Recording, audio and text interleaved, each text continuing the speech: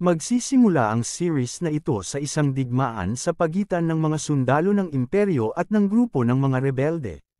Sa mga oras na ito, kasalukuyang napalibutan na ng mga sundalo ang mga rebelde at wala na silang mapuntahan. Ngunit sa sandali ding iyon, isang malakas na liwanag ang tumama sa gitna ng mga sundalo na agad na nagpatalsak sa karamihan sa kanila. Habang naguguluhan pa ang mga sundalo kung sino ang nagsagawa ng pag-ataking iyon, makikita naman ang pagkatuwa sa mukha ng mga rebelde at sinasabing sa wakas ay dumating na rin ang kanilang pinuno. Ang lalaking balot ng mga magarang baluti ay ang pinuno ng mga rebelde at may pangalang Leon. Isa rin siyang reincarnator na napunta sa mundong ito na tinatawag na Shenzo. Ang una niyang misyon sa pagdating niya sa mundong ito ay sumali sa mga rebelde, na para sa kanya ay isang napakadaling misyon dahil ang pakikipaglaban sa mga sundalo sa mundong ito ay para lamang siyang naglalaro ng isang RPG game. Kalaunan ay naging pinuno siya ng mga rebelde dahil sa kanyang mga ipinakitang kakayahan sa pakikipaglaban at nakilala siya bilang ang Fallen Saint. Ngunit ang lahat ng iyon ay nakaraan na lamang dahil matapos ang 2 taon ay nagpasya siyang maging isang ordinaryong tao na lamang. Ang mga natitira sa kanyang mga tauhan na mga rebelde ay nagsimula ng maghiwa-hiwalay dahil sa mga panahong iyon ay isang bagong emperador na ang naupo sa trono, at umaasa sila na magtutuloy-tuloy na ang kapayapaan. Sa ngayon ay mayroon na siyang isang ordinaryong asawa na may pangalang Isabel, at bagamat hindi ganoon kayaman ang kanilang pamilya, wala namang kaduda-duda na napakaganda nito. Sa sandaling ito, binigyan ni Isabel si Leon ng pagkain at sinabi na kainin na niya kaagad ito dahil baka hindi na siya makakatikim ng ganitong klaseng pagkain. Masaya namang kumuha si Leon at sinimulang kainin ito, at pagkatapos ay sinabi na sobrang sarap ng ibinigay sa kanya ng kanyang asawa na pagkain, at maihahalintulad niya ito sa mga pagkain na niluluto ng mga royal chefs. Sinabi naman ni Isabel na natural lamang iyon, ngunit pagkatapos niyang sabihin ito, nagtaka siya at tinanong si Leon kung nakatikim na ba siya ng mga pagkain na niluto ng mga royal chefs para may kumpara ang pagkain niya sa mga niluto ng mga ito. Matapos maubos ang lahat ng pagkain, sinabi ni Leon na kung talagang nakakain na siya ng mga niluto ng royal chefs, masasabi niyang mas masarap pa ang mga pagkain na niluto ng kanyang asawa kumpara sa kanila. Pagkatapos nito, tinitigan lamang siya ni Isabel at sinabi na isipin na lamang niya na ang kinain niya ngayon ay luto nga ng mga royal chefs. Habang masayang nag-uusap ang mag-asawa, naisip ni Leon na ito ang klase ng buhay na gusto niya, ang magkaroon ng isang ordinaryong asawa at mamuhay bilang isang ordinaryong mamamayan sa isang ordinaryong pamayanan. Ngunit habang iniisip niya ito, nangyari ang isang pagsabog sa di-kalayuan sa kanilang kinaroroonan, kaya dahil dito ay naibugan niya ang kanyang iniinom sa pagkagulat sa nangyari. Samantala, sa kinaroroonan ng pagsabog, makikita ang ilang mga lalaking nakamaskara at nagpapakilalang mga rebelde at isinisigaw ang pagbaba sa pwesto ng kasalukuyang emperador. Nang marinig naman ni Leon ang mga isinisigaw ng mga ito, na tinutukoy pa nga siya bilang kanilang pinuno, ay napaisip siya kung bakit nagre-rebel na naman ang mga ito ngayon. Kasunod nito, sinimulan ng mga rebelde na sunugin ang mga gusali sa paligid, at habang nagkakagulo pa ang mga tao sa mga nangyayari, sinimulan naman silang atakihin ng mga rebelde. Nang makita ni Isabel ang mga ginagawa ng mga rebelde, nagsimula siyang manginig sa galit. Ngunit nang makita ito ni Leon, inisip niya na nanginginig sa takot ang kanyang asawa dahil sa ginagawa ng mga ito. Kaya sinabi niya, bakit dito pa nanggulo ang mga ito? Natatakot ang asawa ko sa kanilang ginagawa. Dahil sa mga pangyayaring ito, binuhat ni Leon ang kanyang asawa at sinabihan ito na huwag matakot dahil nandito siya para sa kanya, at hindi niya hahayaan na madikitan siya ng mga ito, kahit isa man lang buhok sa kanyang katawan. Nagkaroon ng sandaling katahimikan matapos niyang sabihin ito, at pagkatapos ay sinabi ng kanyang asawa na ang mga rebelde ay parang mga parasites, na ang tanging alam lamang ay gumawa ng kaguluhan. Kasunod nito, sunod-sunod niyang sinabihan ng mga masasamang salita ang mga rebelde, at sa huli ay sinabi niya na ang tanging alam ng mga ito ay gumawa ng kasamaan kaya darating din ang kanilang karma. Habang patuloy siyang nagsasabi ng mga masasakit na salitang ito, pakiramdam ni Leon ay siya ang sinasabihan ng kanyang asawa dahil siya ang pinuno ng mga rebelde, kaya naisip na lamang niya na masyadong masakit magsalita ang kanyang asawa. Matapos huminto ang kanyang asawa, sinabi ni Leon na huwag lamang ang mga rebelde ang sisihin niya, dahil ang nakaraang emperador ay corrupt at immoral kaya nagrebelde ang marami sa mga mamamayan. Idinagdag pa niya na baka ang bagong emperador ay katulad din nito. Tiningnan siya ng masama ni Isabel matapos niyang sabihin ito, kaya napaisip si Leon kung mayroon ba siyang nasabing masama. Samantala, sinimulang buhatin ni Leon ang kanyang asawa palabas ng gusali, at matapos gawin iyon, nagulat siya nang makita na sa labas ng gusali ay naroon ang mga rebelde na ngayon ay nakatingin sa kanila.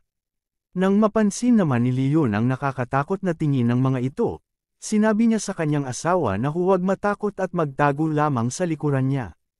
Pagkatapos ay dinuro niya ang mga ito at sinabi, "The Heavenly King covers the tiger." Nagtaka naman ang mga rebelde kung ano ang ibig sabihin ng mga sinabi niya, kaya galit na tinanong ng umaaktong pinuno nila kung ano ang kanyang sinasabi at kung gusto ba niyang mamatay. Si Leon naman, na napahiya dahil hindi nakilala ng mga ito ang secret code ng mga rebelde, ay iniisip na malamang peke ang mga ito. Kaya itinaas niya ang kanyang kamay at sinabi na pwede naman nilang pag-usapan ang bagay na ito at huwag nang gumamit ng karahasan. Matapos niyang sabihin ito, sinabi ng isa sa mga rebelde sa kanilang pinuno na walang truchi ang mga ito at mga ordinaryong tao lamang sila. Tinanong ng rebelde ang kanilang pinuno kung ano ang gagawin sa kanila. Nang marinig ito, galit na sinabi ng pinuno na patayin na ang mga ito dahil mga mahihirap at nakakaawang nilalang lamang sila na nagpapainis sa kanya. Ngunit idinagdag din niya na huwag patayin ang babae dahil pwede nila itong paglaruan pagkatapos nilang tapusin ang lugar na ito. Pagkasabi nito, sabay-sabay na sumugod ang mga rebelde patungo sa dalawa. Habang ginagawa nila ito, naisip ni Leon na dahil hindi nakikita ng mga ito ang kanyang key, marahil ay mga second-rate na gangster lamang sila. Ngunit habang naghahanda pa siyang atakihin ang mga rebelde, bigla siyang hinayla ng kanyang asawa palayo.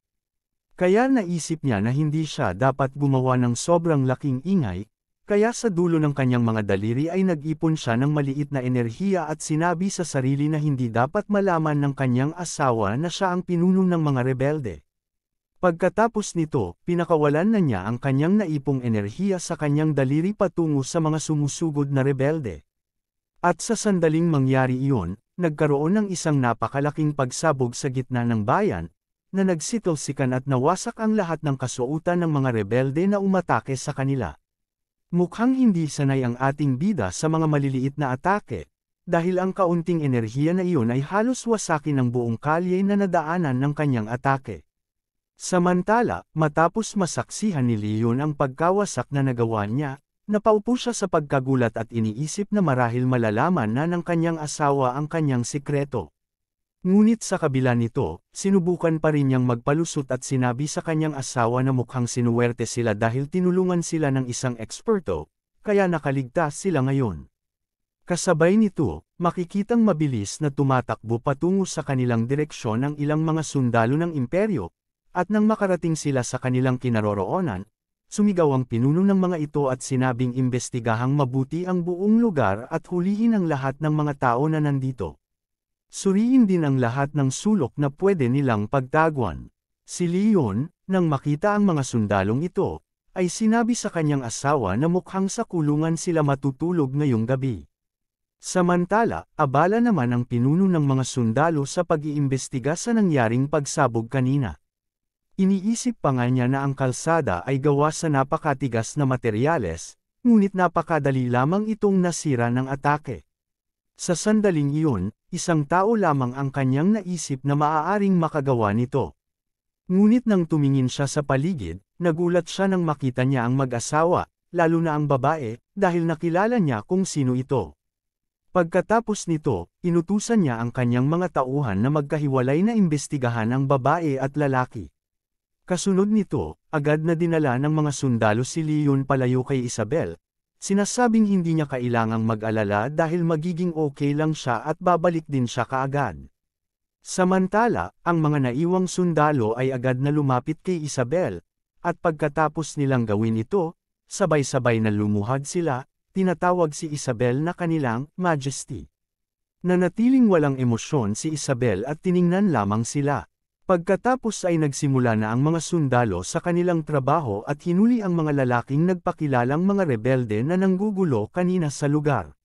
Samantala, ibinigay ni Chen ang isang papel na nag-uulat ng lahat ng mga taong dumalo sa Lantern Festival.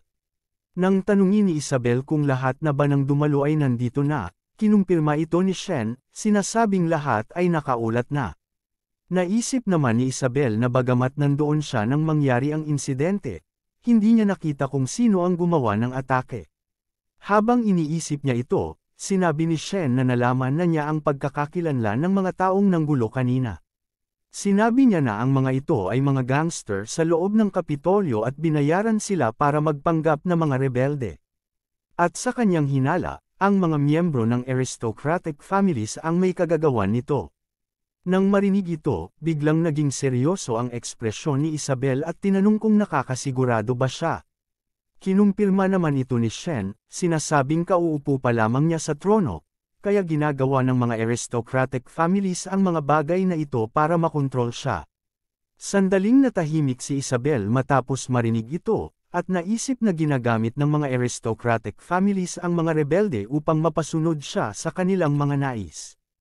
Kaya napatanong tuloy siya sa kanyang sarili na kung ang leader ng mga rebelde ay nasa Kapitolyo, saan kaya ito nagtatago? Wala siyang ideya na ang kanyang asawa pala ang leader ng mga rebelde. Samantala, sa lugar na pinagdalhan kay Li Yun, kasalukuyang nagpapalam na siya sa mga sundalo na nagdala sa kanya doon.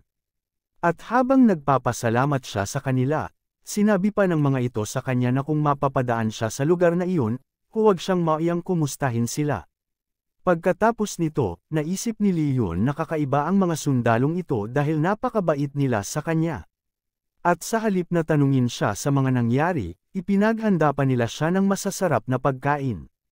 Habang iniisip niya ito, napansin niya ang kanyang asawa. At nang makita siya nito, tinanong siya ni Isabel kung kumusta ang ginawang pagtatanong sa kanya. Agad namang humingi ng pasensya si Li Yun sa kanyang asawa dahil medyo natagalan ito sa paghihintay sa kanya. Pagkatapos nito, nag-holding hands na ang dalawa at habang naglalakad sila pauwi, sinabi ni Isabel na noong una ay inisip niya na baka pinahirapan siya ng mga sundalong dumakip sa kanya. Sinabi rin niya na ang Kapitolyo ngayon ay hindi mapayapa kaya pinag-iingat niya si Li Yun. Tinanong naman ni Li Yun kung ang tinutukoy ba niya ay ang mga rebelde na umatake sa kanila kanina. Sinabi naman ni Isabel na hindi lamang siya dapat mag-ingat sa mga rebelde dahil maging ang mga aristocratic families ay gumagawa rin ng kaguluhan. Ang mga ito ang nagpadala ng mga taong nagpapanggap na rebelde, at ang dahilan ng paggawa nila nito ay para takutin ang kasalukuyang emperor para makontrol nila ito. Binanggit pa niya na kauupo pa lamang ng emperor sa kanyang trono kaya wala pa siyang masyadong magawa laban sa mga aristocratic families. Matapos niyang sabihin ang lahat ng ito, namamanghang sinabi ni Li Yun na talagang kahanga-hanga ang kanyang asawa dahil napakarami niyang alam, at kung hindi niya ito kilala ay baka isipin niyang siya ang emperor mismo. Sinubukan namang magdahilan ni Isabel, sinasabing narinig lamang niya ang lahat ng iyon mula sa mga opisyal na nag-interrogate sa kanya. Habang naglalakad sila pauwi, nadaanan nila ang isang babae na umiiyak dahil napaslang ang kanyang asawa ng mga rebelde kanina. Habang nakikisimpatya sila sa nangyari sa mag-asawa, sinabi ni Isabel na kung may masamang nangyari sa kanila kanina, baka ganito rin ang kanilang sitwasyon. Agad namang hinawakan ni Li Yun ang kamay ng kanyang asawa, sinasabing hindi nito kailangang mag-alala dahil habang nasa tabi niya ito, iyon ang pinakaligtas na lugar sa mundong ito. Agad namang namula si Isabel sa pagiging sweet ng kanyang asawa, ngunit pagkatapos nito ay agad siyang lumayo, sinasabing baka siya lamang ang magiging ligtas habang kasama siya. Ngunit sa loob-loob niya, kailangan niyang asikasuhin ang mga problema may kinalaman sa aristocratic families at mga rebelde, dahil hindi niya nais na may mangyaring masama sa kanyang asawa. Si Li Yun naman, habang pinagmamasdan ang kanyang asawa, ay naisip na kung walang magawa ang emperor laban sa mga aristocratic families, siya ang gagawa ng paraan para linisin sila. Hindi niya hahayaan na masira ang masayang pamumuhay nila ng kanyang asawa dahil lamang sa kasakiman ng mga ito. Kinaumagahan, makikitang naglalakad ang mag-asawa sa gitna ng bayan, at dito ay abalang nagchichismisa ng mga tao tungkol sa nangyari sa isa sa mga aristocratic family. Nalaman nila na ang mga ito ay nanakawan, at hindi lamang basta pagnanakaw ang nangyari, dahil ginamit pa ng mga magnanakaw ang mukha ng pinuno ng Wang family at ng asawa nito para ipinta sa isang bulaklak. Kaya ngayon, ang buong pamilya ay nasa estado ng kaguluhan. Samantala, napapangiti na lamang si Isabel habang pinakikinggan ang usapan ng mga ito. Kaya dahil dito, tinanong ni Leon kung bakit tila maganda ang mood niya ngayon. Sinabi naman ni Isabel na masaya lamang siya na marinig na ang mga mayayamang iyon ay naghihirap ngayon. Nang marinig naman ito ni Leon, napangiti siya at iniisip na ang kanyang asawa ay napaka-adorable, dahil hindi lamang ito maganda sa panlabas, maganda rin ang kalooban nito. Kaya dahil dito, naisip niya na ang kanyang mapayapang buhay ay bumalik na, walang labanan at ang lahat ay napakamapayapa. Ngunit habang iniisip niya ang lahat ng ito, napansin niya ang isang babae na malapit sa kanila na nagre-recruit ng ibang mamamayan na sumali sa mga rebelde. Nang makita ito ni Leon, nagulat siya at napaisip kung saan nanggaling ang tila hindi nag-iisip na babaeng ito.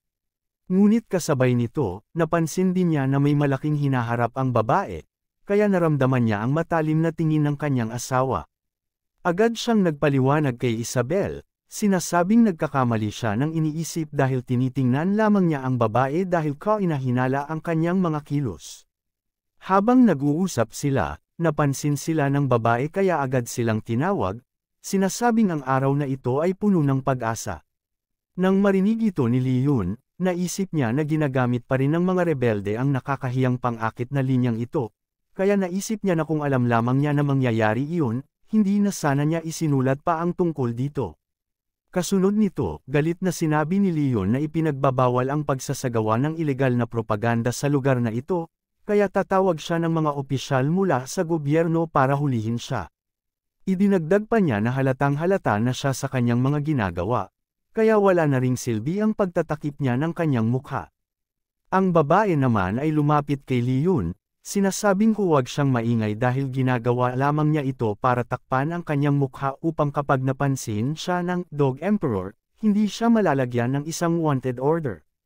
Naisip naman ni Leon na masyadong simpleng mag-isip ang babaeng ito, dahil hindi nito naisip na kahit may takip ang kanyang mukha, huhulihin pa rin siya ng mga opisyal ng gobyerno.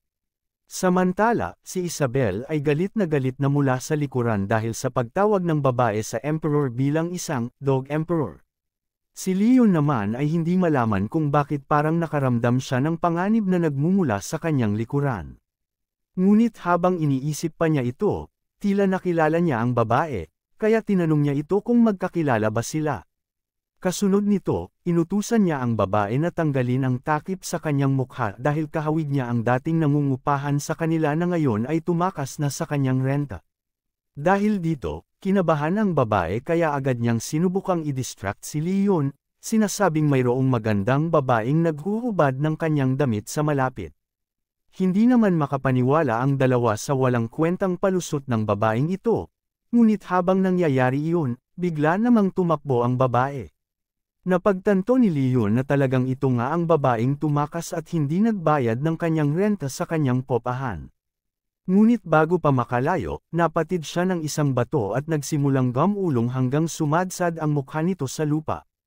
Habang napapaiyak pa siya sa sakit na kanyang naranasan, nilapitan na siya ni Leon, at sa sandaling iyon ay nagkatitigan silang dalawa.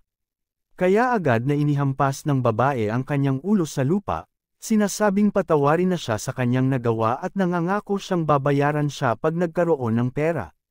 Pagkatapos niyang sabihin ito, tinanong siya ni Leon kung siya nga ba talaga si Li Zhu, at kung hindi siya nagkakamali, sa pagkakaalam niya ay hindi naman siya miyembro ng mga rebelde. Sinabi naman ng babae na bagamat hindi pa nga siya miyembro, nararamdaman niyang malapit na rin siyang maging miyembro nito. At kapag nakasali na siya sa kanila, hahanapin niya ang taong iyon upang mabayaran na niya ang kanyang pagkakautang kay Leon. Nang marinig ni Isabel ang tungkol dito, tinanong niya kung sino ang tinutukoy niyang tao. Dahil dito, buong siglang sinabi ni Li Zhu na ang tinutukoy niya ay ang strategic economic character, na higit sa ordinaryong mga tao, ang leader ng mga rebelde na si Lord Banesh Immortal. Idinagdag pa niya na bago mamatay ang kanyang ama, ibinigay nito sa kanya ang larawan ng Banesh Immortal, at habang taglay niya ito, naniniwala siyang mahahanap niya siya. Matapos marinig ito, napamura si Leon dahil sa kanyang pagkakaalam ay sinigurado na niyang nadispatcha ang lahat ng mga larawan at mga ebidensyang may kinalaman sa kanya. Kaya dahil dito, nag-aalala siya na baka malaman na ng kanyang asawa na ang leader ng rebel army ay siya mismo. Si Isabel naman ay iniisip na ang lahat ng mga records na may kinalaman kay Banesh Immortal ay mysteriously naglaho, kaya naisip niya na ito ang magandang oportunidad para makita niya kung ano talaga ang itsura ng bastardong pinuno ng mga rebelde. Samantala, ipinakita na ni Lizu ang larawan ng leader ng mga rebelde. Habang ginagawa niya ito, nagkomento siya na bagamat mukhang sapatos ang mukha nito, siya pa rin ang leader ng mga rebelde. Idinagdag pa niya na tinanong na niya ang mga nakakasalubong niya kung nakita na nila ang taong ito, ngunit wala ni isa sa kanila ang nagsabi na nakita nila ito.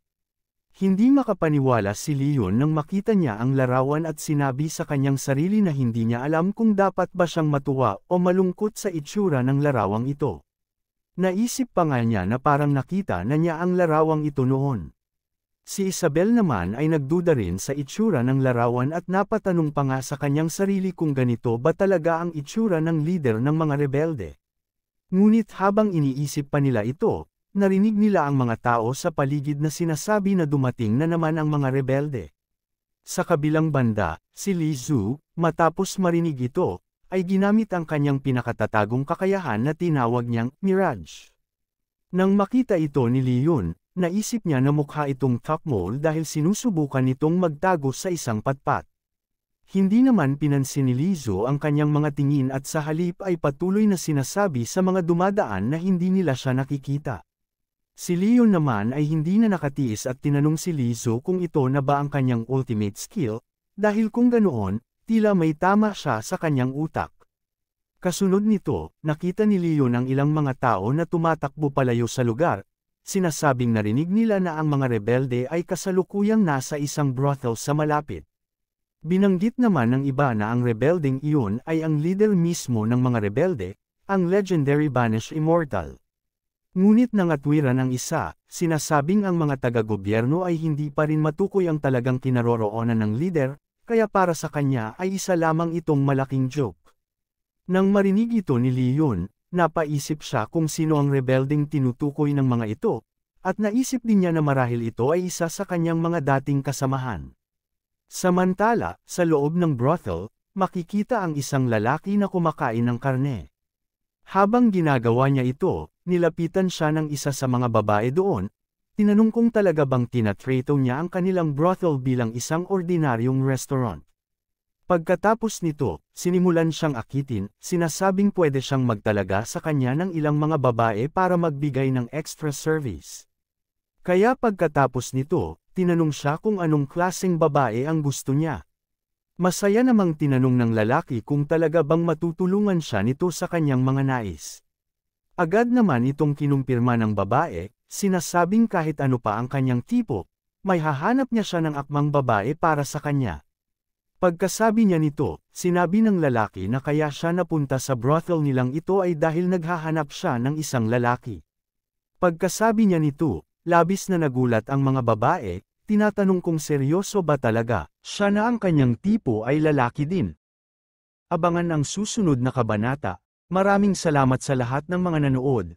Kung nagustuhan mo ang episode na ito, paki-like naman at mag-iwan ng heart sa comment section, malaking tulong na yun para ma-boost ang video, at kung hindi ka pa nakasubscribe, pindutin mo na din ang subscribe, at idamay mo na rin ang notification bell para updated ka sa mga bagong kabanata ng series na ito. Salamat ng marami.